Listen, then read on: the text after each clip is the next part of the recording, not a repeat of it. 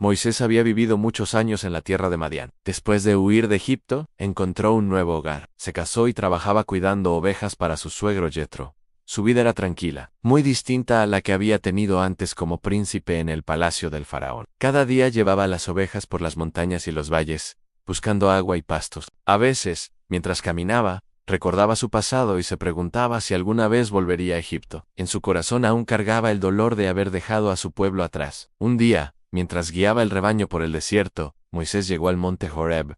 El sol era fuerte, y el viento soplaba entre las piedras. De pronto, algo llamó su atención. Vio una zarza envuelta en fuego. Hasta allí no había nada extraño, porque el sol podía quemar las plantas secas. Pero había algo diferente. La zarza ardía sin consumirse. El fuego brillaba, pero las ramas no se quemaban. Moisés se acercó, sorprendido, queriendo entender lo que estaba pasando. Cuando estuvo cerca, escuchó una voz que lo llamó por su nombre. Moisés, Moisés.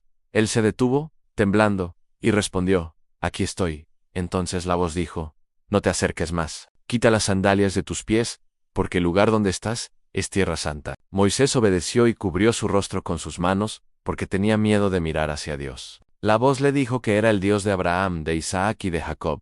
Moisés sintió respeto y temor. Dios le explicó que había visto el sufrimiento de su pueblo en Egipto. Les estaban haciendo daño, los obligaban a trabajar como esclavos y los trataban con crueldad. Dios le dijo que había escuchado sus gritos y que había decidido liberarlos. Moisés escuchaba con atención, sin imaginar lo que vendría después. Dios le dijo que lo enviaría a Egipto para hablar con el faraón y sacar al pueblo de Israel de la esclavitud. Moisés quedó en silencio, sentía miedo, no se creía capaz de hacer algo tan grande. Pero Dios no había terminado de hablar. Tenía un plan, y Moisés era parte importante de él. Cuando Moisés escuchó que Dios quería enviarlo a Egipto, su corazón se llenó de temor. Recordaba lo que había dejado atrás, y sentía que no era la persona indicada. Le dijo a Dios que no era nadie importante, que no sabría qué decir ni cómo actuar delante del faraón, pero Dios respondió con paciencia. Le prometió que estaría con él en cada paso, y que no debía temer, porque no iría solo. Moisés preguntó qué debía responder si los israelitas le preguntaban quién lo había enviado. Dios le dijo que dijera, yo soy, me ha enviado, y explicó que ese era su nombre eterno,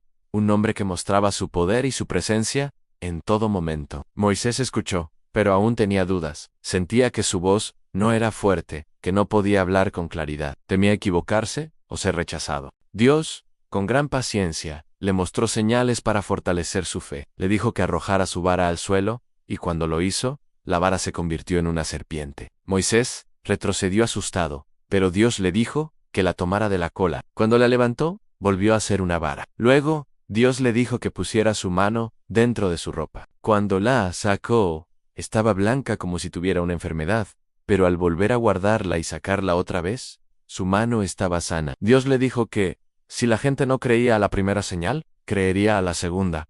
Aún así, Moisés seguía temiendo. Dijo que no era bueno para hablar. Entonces Dios le recordó que él había creado la boca, los oídos y los ojos del hombre. Le aseguró que pondría palabras en su boca, pero Moisés insistió y pidió que enviara a otra persona. Entonces Dios le dijo que su hermano, Aarón, le ayudaría. Aarón hablaría por él, pero Moisés sería quien llevaría el llamado. Con eso, ya no había excusas. Dios lo había preparado, y ahora debía obedecer. Moisés regresó a su casa, habló con su familia, y se preparó para volver a Egipto. Sabía que el camino no sería fácil, pero también sabía que Dios estaba guiando sus pasos. Tomó su vara, y comenzó el viaje, confiando poco a poco en la misión que se le había dado. Moisés y su hermano Aarón llegaron a Egipto, y se presentaron ante los ancianos de Israel. Moisés les contó todo lo que Dios había dicho, y mostró las señales que había recibido. Cuando el pueblo escuchó que Dios había visto su dolor, y había decidido liberarlos, se inclinaron y adoraron al Señor. Por primera vez en mucho tiempo, sintieron esperanza. Creyeron que Dios estaba a punto de hacer algo grande. Después de esto,